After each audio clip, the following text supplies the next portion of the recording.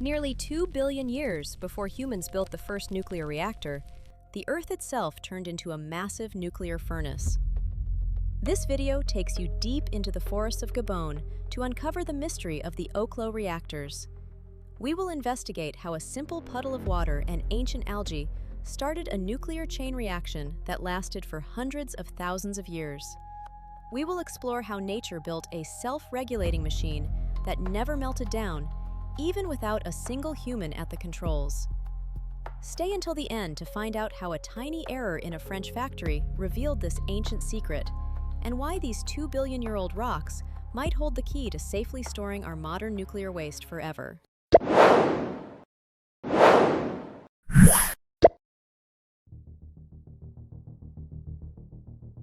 The story begins in May 1972 at a high-security uranium factory in Pierrelatte, France. The workers there were doing routine checks on uranium gas. This facility was a serious place. It was designed to produce fuel for nuclear weapons and submarines.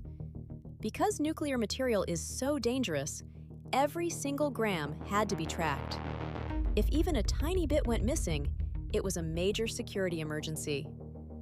The factory kept the air inside very hot, about 131 degrees Fahrenheit, to make sure the uranium gas didn't turn into a solid inside the pipes.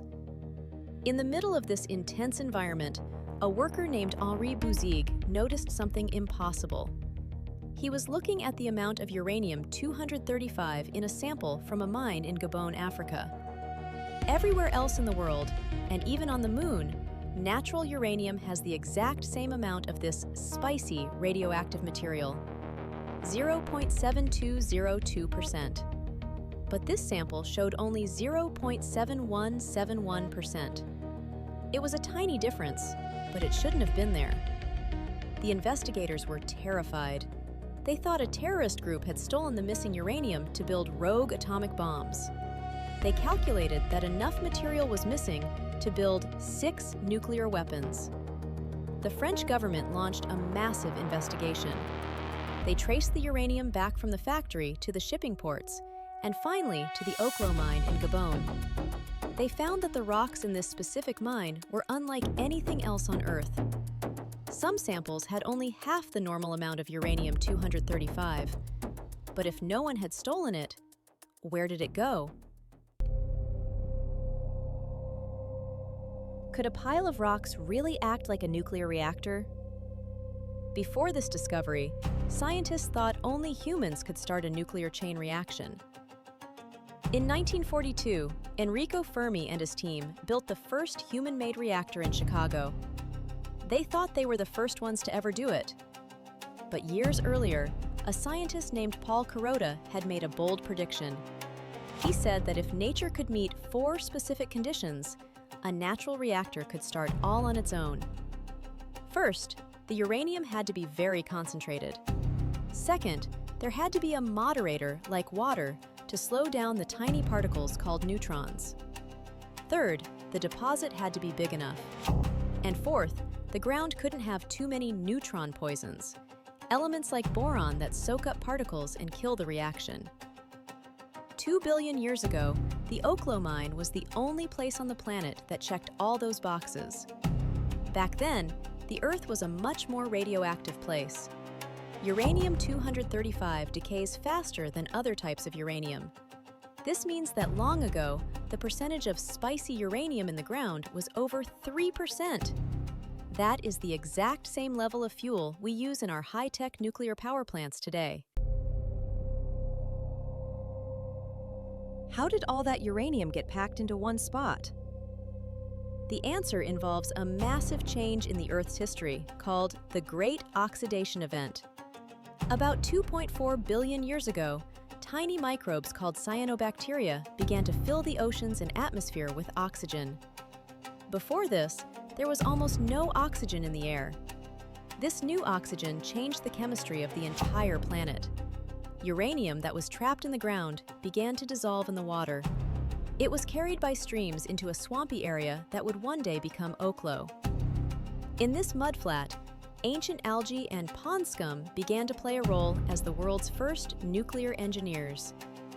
As these tiny organisms lived and died, their bodies piled up at the bottom of underground pools. These layers of organic matter acted like a giant chemical sponge. They pulled the dissolved uranium out of the water and concentrated it into thick, rich seams of ore. Without this biological help from ancient life, the uranium never would have reached the critical mass needed to turn on the reactor. Once the uranium was concentrated and the groundwater seeped in, the reactors finally went critical. But why didn't the whole thing explode? Human-made reactors need complex control rods to keep them from melting down. Nature, however, had a much simpler solution. The Oklo reactors were self-regulating. They worked in pulses, almost like a geyser.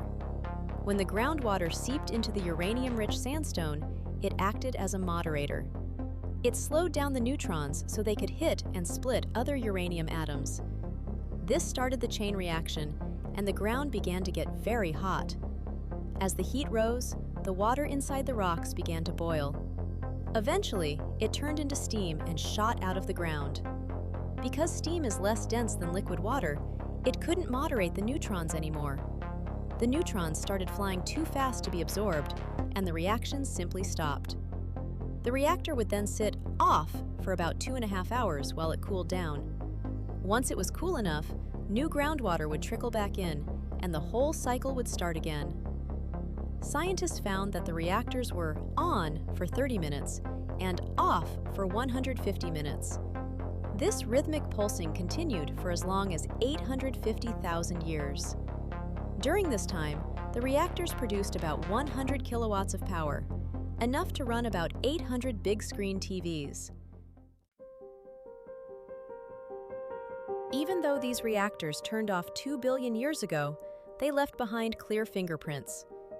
When scientists looked at the rocks, they saw that they looked scorched.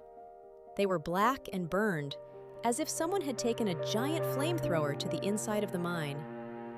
But the real proof was in the isotopes. Fission, the splitting of atoms, creates specific daughter elements that don't normally exist in those ratios. One example is neodymium.